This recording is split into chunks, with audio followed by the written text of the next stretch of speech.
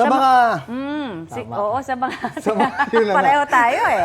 Alam, excited tayo dito dahil yung mga suki ng LRT at MRT talaga hong mararamdaman na ninyo ang Christmas spirit. Talaga Ganyan tayo naman. ka-excited, sabay pa tayo. Yes, ang ilang trend kasi nila. Connie, ano may yun? paandar ng pamasko. Totoo.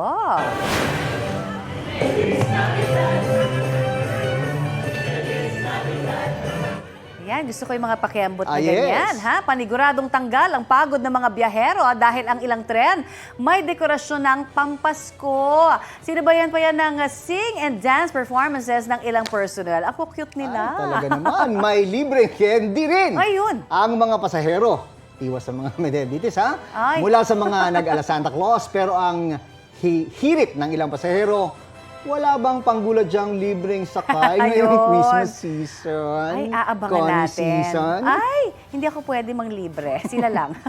Balita ko, may tututukan kayo tuwing 10:30 a.m. sa GTV. Alamin ang mahahalagang balita at impormasyong dapat niyong malaman sa Balita Ko tuwing Lunes hanggang Biyernes. Mag-subscribe din sa GMA Integrated News sa YouTube.